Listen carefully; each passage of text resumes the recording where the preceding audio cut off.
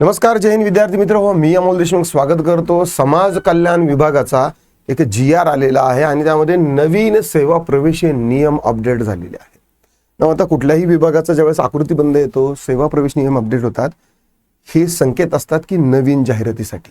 मग अशामध्ये आपण त्या अगोदर नवीन सेवा प्रवेश नियम काय आहे ते आपण पाहणार आहोत.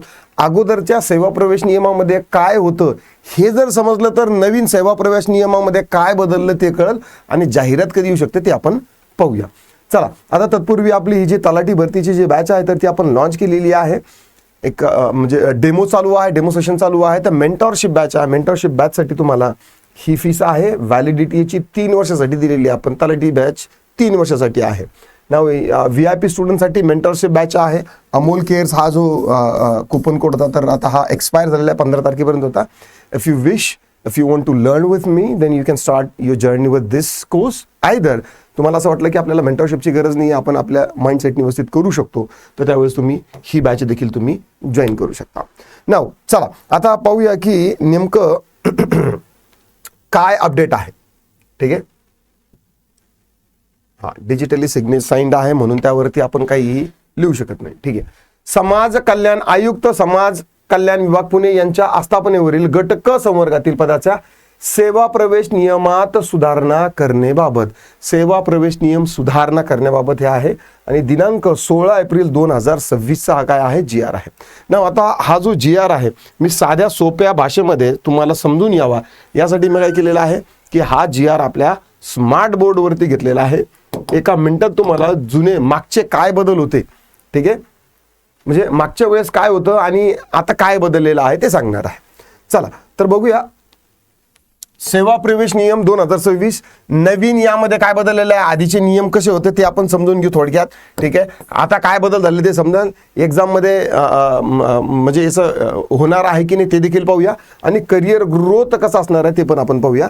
आता हा जो सेवा प्रवेश नियम आलेला आहे तर हा नवीन भरतीच्या संदर्भात नसून समाज कल्याण विभागामध्ये सध्या आता प्रमोशनचे वारे होणार आहे. तर प्रमोशन कोणत्या बेसिसवरती व्हायला पाहिजे याच्यासाठी हा GR मेनली फोकस करतो. ठीक आहे, जर तुम्ही पूर्ण GR वाचला तर तुम्हाला तर कळेल संदर्भ त्याचा नवीन भरतीसाठी नसून त्याचा संदर्भ जो आहे तर तो जुनी जी भरती आहे 2024ला या विभागात भरती झालेली आहे. 39 इन्स्पेक्टरची पदं होती आणि त्याची वेटिंग लिस्ट मला असं वाटतं की मार्च एप्रिलपर्यंत त्याची वेटिंग लिस्ट होती.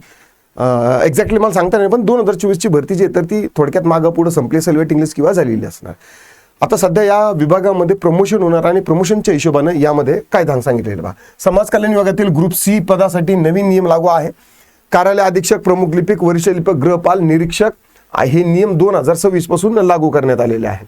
आता जुनं सिस्टम काय होतं, जुन्या जो GR होता किंवा जे सेवा प्रवेश नियम होते त्यामध्ये काय होतं, प्रमोशन सिस्टम जे आहे ना तर ते स्ट्रॉंग नव्हतं. प्रमोशन सिस्टम जे आहे ना तर स्ट्रॉंग करण्यासाठी नवीन अपडेट आहे. डायरेक्ट रिक्रुटमेंट जास्त होत होती.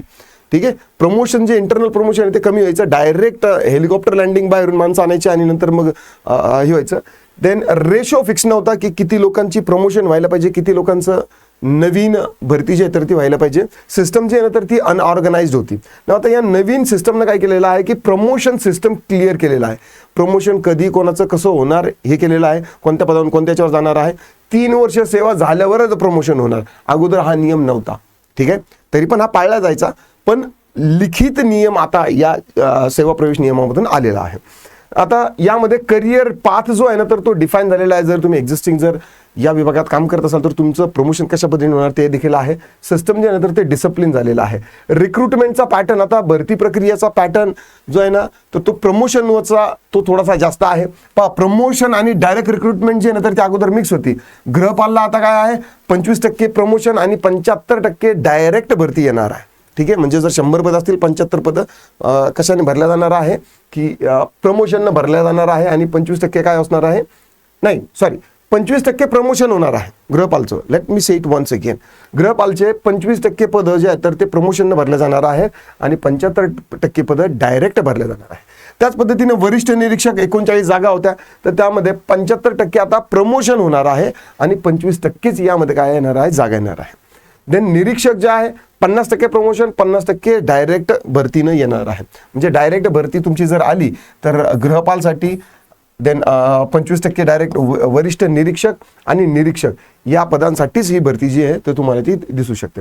आता एलिजिबिलिटी जी आहे तर ती देखील थोडीशी वेगळी होती. एज लिमिट 18 ते 38 जनरलसाठी आणि रिझर्वसाठी 43 आहे.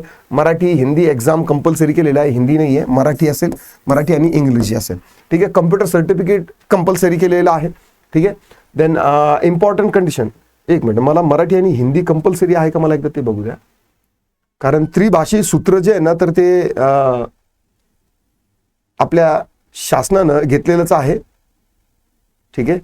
मला वाटतं मी याच्यावरती एक सेपरेट व्हिडिओ घेईल. मी यामध्ये सांगू शकतात ते की बाबा तुम्हाला आता इथून पुढं हिंदी पण शिकावं लागणार आहे. यामध्ये दिलेलं आहे. ठीक आहे. मी आता थोडासा क्लमझी इंटरफेस आहे म्हणून मी यावरती नंतर घेईल मी, पण मराठी तर गरजेचं आहे. आता इम्पॉर्टंट कंडिशन त्यांनी प्रमोशनसाठी काय सांगितलेलं आहे की बाबा छोटं फॅमिली असायला पाहिजे, 2 पेक्षा जास्त तुमचं लग्न झालेलं नसायला पाहिजे. तिसरं जर असेल तर तुमची नोकरी जाईल, स्टेट लेवल तुमचं ट्रान्सफर होऊ शकतं, कोणाचं कुठेही होऊ शकतं. नंतर एक्झामसाठी महत्त्वाचे पॉईंट काय आहे की बाबा रेशो, हे एक्झामचं सध्या तर काही येणारच नाही. ठीक आहे. तर या साध्या गोष्टी आहे. हा नवीन सेवा प्रवेश नियम आला म्हणजे लगेचच जाहिरात येईल असं नाही आहे. जाहिरातीसाठी वेळ लागणार आहे, कारण आता प्रमोशनासाठी यांची सेवा ज्येष्ठता यादी तयार करण्यासाठी सेवा प्रवेश नियम अपडेट झाले. नंतर मग सेवा ज्येष्ठता यादी लागेल तात्पुरत्या, अंतिम, नंतर मग वित्त विभागाची मान्यता, प्रमोशन होईल, 6 ते 9 महिने चालेल आणि त्यानंतर मग नवीन भरतीची काहीतरी चाहूल लागू शकते. आशा करतो तुम्हाला हा व्हिडिओ आवडला असेल तर लाईक करा, शेअर करा, कमेंटमध्ये तुमचे काय दिक्कत, डाऊट, क्वेरी, परेशान असतील नोंदवू शकता. आता पुरतं एवढं थांबतो, पुन्हा भेटूया. राम राम.